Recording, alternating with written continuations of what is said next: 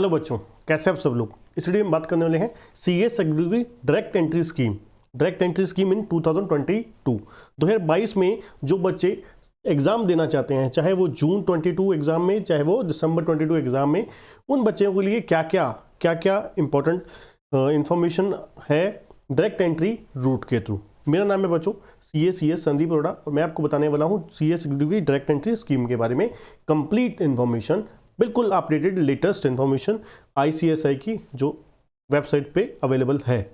Right, तो चलिए start करते हैं। सबसे पहले हम बात करेंगे जो हमारा सीए सेक्रेटरी की डायरेक्ट एंट्री स्कीम में कौन बच्चा अप्लाई कर सकता है, मतलब कौन कौन से बच्चे एलिजिबल हैं डायरेक्ट एंट्री स्कीम में अप्लाई करने के लिए। देखिए, सबसे पहले नंबर पे सीए सेक्रेटरी की डायरेक्ट एंट्री स्कीम में जो ग्रेजुएशन पास हैं विद 50% मार्क्स, 50% मार्क्स के साथ जो बच्चे पास हैं वो डायरेक्ट एंट्री के लिए अप्लाई कर सकते हैं विदाउट एनी क्या है, कोई भी आपको स्ट्रीम से हो, चाहे आप आर्ट्स से, कॉमर्स से, मेडिकल से, नॉन मेडिकल से, किसी भी स्ट्रीम से हो, तो आपको दे सकते हो आप डायरेक्ट एंट्री सीए सेक्रेटरी की, मतलब रजिस्ट्रेशन फॉर्म भर सकते हो। और अगर जिनकी 50% से बिलो है एग्जीक्यूटिव में, तो फिर उनको क्या करना पड़ेगा, CSWT करना ही पड़ेगा। दूसरा, पोस्ट ग्रेजुएशन, जिन्होंने पोस्ट ग्रेजुएशन कर रखी है उन बच्चों को रजिस्ट्रेशन करवा सकते हैं। वहाँ यहाँ पर पोस्ट ग्रेजुएशन अगर आपने MCOM MA कुछ भी कर रखा है, पोस्ट ग्रेजुएशन कर रखी है, MBA कर रखी है, तो वहाँ पे मार्क्स का क्राइटेरिया नहीं है। ठीक है। तीसरे नंबर पे जो CA फाइनल पास है, चौथे नंबर पे जो CMA फाइनल एग्जाम पास है। राइट, इंटरमीडिएट जैसे पहले होता था CA इंटरमीडिएट, CMA इंटरमीडिएट, अब वो खत्म हो चुका है। चाहे वो CA इंटरमीडिएट का बच्चा होगा, चाहे वो CMA इंटरमीडिएट का बच्चा होगा, फाउंडेशन पास है, चाहे उनको डायरेक्ट एंट्री में नहीं अलाउड जब तक वो फाइनल पास नहीं कर सकते। अगर आपको डायरेक्ट CS एग्जीक्यूटिव तक पहुंचना है तो आपको CSWT पास करना होगा। मतलब कुल मिला के 4 बच्चों को, जो ग्रेजुएशन पास है फिर 50% मार्क्स, पोस्ट ग्रेजुएशन है, या फिर CA फाइनल पास, या फिर CMA फाइनल पास। ठीक है, इन 4 तरीके के स्टूडेंट्स को, या फिर उन्होंने कुछ साल 5वीं लास्ट किया हो सकते हैं जिन्होंने CS फाउंडेशन पास कर रखी है बहुत पहले। ठीक है, या फिर जब भी CS फाउंडेशन पास कर रखी है। ठीक है, इन 5 तरीके के स्टूडेंट को डायरेक्ट एंट्री अलाउड है CS एग्जीक्यूटिव लेवल पर। ठीक है। दूसरे नंबर पे रजिस्ट्रेशन डेट्स। अब देखिए, जो बच्चे अगर आप अप्लाई करना चाहते हैं जून 22 एग्जाम के लिए, जो हमारी रजिस्ट्रेशन की लास्ट डेट है वो है 31 जनवरी। 31 जनवरी तक अगर आप फॉर्म भर देते हैं, 31 जनवरी तक अगर आप फॉर्म भर देते हैं तो जून 2022 में एक मॉड्यूल के लिए एलिजिबल हो जाओगे। ठीक है, जून 2022 के लिए एक मॉड्यूल सिंगल मॉड्यूल, मतलब मॉड्यूल 1 या मॉड्यूल 2, 2 मॉड्यूल होते हैं CS एग्जीक्यूटिव में, वो दोनों में से एक मॉड्यूल के लिए आप एलिजिबल हो जाओगे। और दूसरा मॉड्यूल कब देना होगा, दूसरा मॉड्यूल आपको दिसंबर 22 में आप दे सकते हो।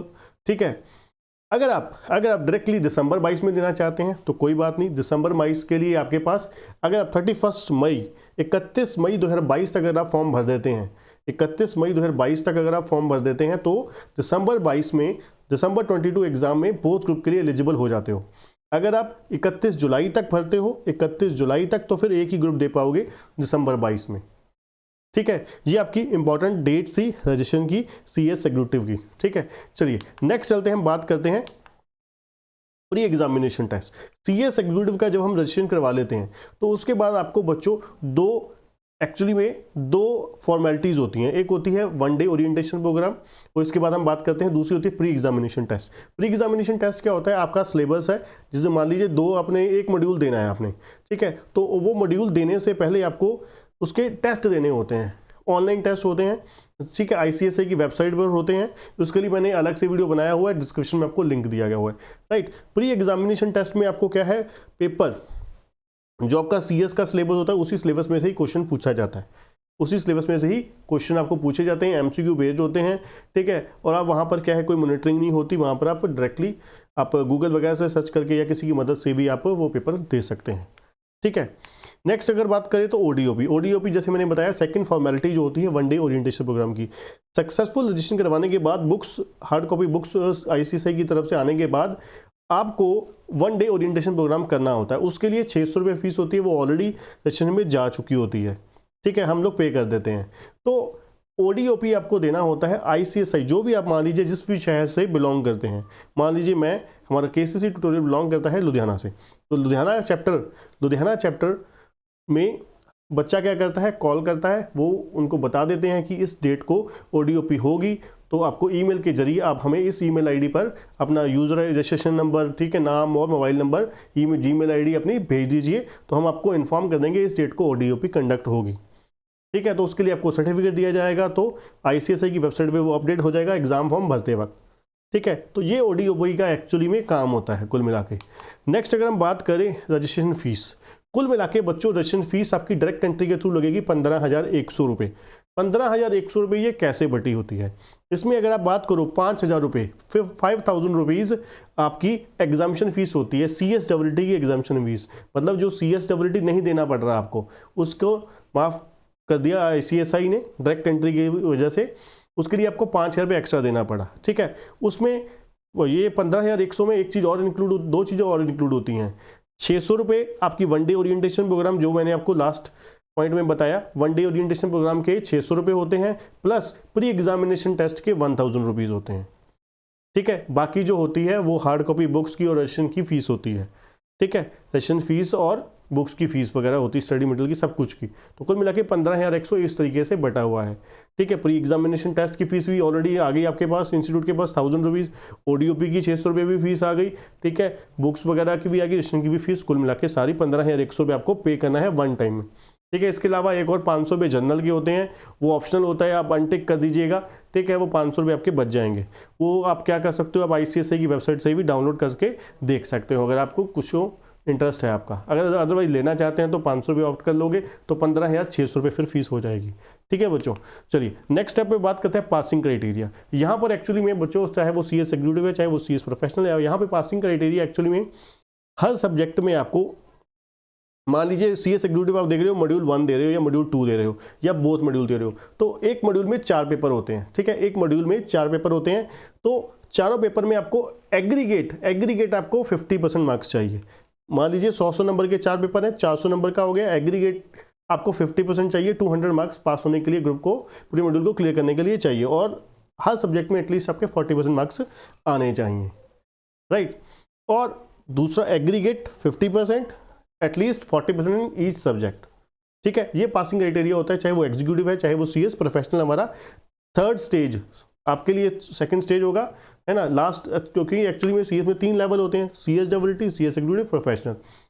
CSWT आपको माफ है, एग्जीक्यूटिव आप दे रहे हो, एग्जीक्यूटिव के बाद आपका नेक्स्ट लेवल प्रोफेशनल हो जाएगा। ठीक है, सभी लेवल पर 40% और 50% का क्राइटेरिया चलता है। ठीक है, चलिए नेक्स्ट बात करते हैं, हाउ टू गेट रजिस्टर। आप CS एग्जीक्यूटिव का जो रजिस्ट्रेशन फॉर्म है वो किस तरीके से फिल कर सकते हैं। इसके लिए आपको टेंशन लेने की जरूरत नहीं है, क्या डॉक्यूमेंट लगने हैं, कैसे डॉक्यूमेंट एडिट होने हैं। डिस्क्रिप्शन में बच्चों एक लिंक दिया गया होगा, ठीक है, वीडियोस के लिंक दिए होंगे कि कौन कौन से डॉक्यूमेंट चाहिए आपको, वो डॉक्यूमेंट आप पहले ही रेडी कर लीजिएगा, वो डॉक्यूमेंट पहले ही रेडी कर लीजिएगा, किस तरीके से आपको उसको कट करना है, किस तरीके कौन से साइज़ में करना है, वो सब कुछ वीडियो में बताया हुआ है। दूसरी वीडियो होगी कि आपको किस तरीके से रजिस्ट्रेशन फॉर्म भरना है। ठीक है, उसके लिए भी डिस्क्रिप्शन में वीडियो दी गई होगी कि किस तरीके से रजिस्ट्रेशन फॉर्म फिल करना है। ठीक है, बहुत ही शानदार तरीके से, आसानी से आपका बिना किसी गलती के आपका रजिस्ट्रेशन फॉर्म हो जाएगा। बस रिक्वेस्ट आपसे ये है, आप पहले ही आप डॉक्यूमेंट पहले रेडी रखिएगा। पेमेंट का आपका जो भी आपने डेबिट कार्ड, क्रेडिट कार्ड, जहाँ से भी पेमेंट, इंटरनेट बैंकिंग, जहाँ से भी आपको पेमेंट करनी है, वो सब चीज़ें पहले ही आप रेडी रखिएगा। ठीक है, चलिए नेक्स्ट आगे बात करते हैं एग्ज़ाम डेट्स। एग्ज़ाम बच्चों यहाँ पे चाहे वो CS एग्जीक्यूटिव हो, चाहे वो प्रोफेशनल के हो, ये एग्ज़ाम जो है ICSI जो है जून और दिसंबर में कंडक्ट करवाता है। जून और दिसंबर में, जून के फर्स्ट वीक में ही स्टार्ट हो जाते हैं नॉर्मली। कोविड की वजह से आपको पता है इसमें डेट ऊपर नीचे हो गई है, अदरवाइज जून की फर्स्ट वीक से शुरू होते हैं, जून के फर्स्ट वीक से, और दिसंबर के 21 ऑफ दिसंबर से एग्ज़ाम शुरू होते हैं नॉर्मल कोर्स ऑफ, अगर हम बात करें। ठीक है, 21 से लेकर 10 दिन में होते हैं, 1-2 पेपर में छुट्टी होती है, ज़्यादा छुट्टियां नहीं होती। 25 दिसंबर की छुट्टी होती है, और एक अपना बीच में कोई संडे, एक संडे अगर आ जाता है, तो संडे की छुट्टी होती है। मतलब कुल मिला के सिर्फ 2 हॉलीडे होती हैं पूरे एग्जाम में। हाँ बिल्कुल, हर रेगुलर पेपर होते हैं, कोई छुट्टी नहीं होती। ठीक है बच्चों, चलिए ये हो गई एग्जाम डेट की बात। आगे हम बात करते हैं mode and pattern of exam. CS executive का बच्चों जो पैटर्न ऑफ एग्जाम है, पहले पैटर्न की बात करेंगे। कुल मिला के आपके 8 पेपर हैं, है ना, 8 पेपर हैं। अब 8 पेपर ये कैसे होते हैं?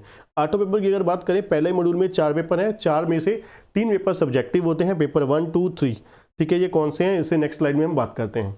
1, 2, 3 में जो सब्जेक्ट है वो हमारे सब्जेक्टिव है। पेपर नंबर 4 जो है टैक्स लॉ है वो एमसीक्यू बेस्ड है। उसके बाद पेपर नंबर मॉड्यूल 2 में paper number 5 and paper number 8 CMA plus FSM ये क्या है एमसीक्यू बेस्ड है। मतलब 8 में से 3 सब्जेक्ट क्या है एमसीक्यू बेस्ड है और 5 सब्जेक्ट क्या है सब्जेक्टिव है, ठीक है। और पैटर्न और मोड क्या होगा एग्जाम का, मोड जो बच्चों होता है वो सेंटर बेस्ड एग्जाम होते हैं। आपको सीएसडब्ल्यूटी की तरह नहीं होते कि आपको ऑनलाइन प्रैक्टिकल मोड में होंगे, नहीं, आपको एक सेंटर अलॉट किया जाएगा, ठीक है, सेंटर अलॉट किया जाएगा। वहाँ पर आपको जाके नॉर्मली जो रिटर्न आपका होता है, जैसे बीकॉम के 10वीं 12वीं के आपने एग्जाम दिए, एमबीए एमकॉम जिसके भी आपने एग्जाम दिए उसके तरीके से ही नॉर्मल कोर्स ऑफ वे में होते हैं, ठीक है। मतलब सेंटर बेस्ड एग्जाम होते हैं।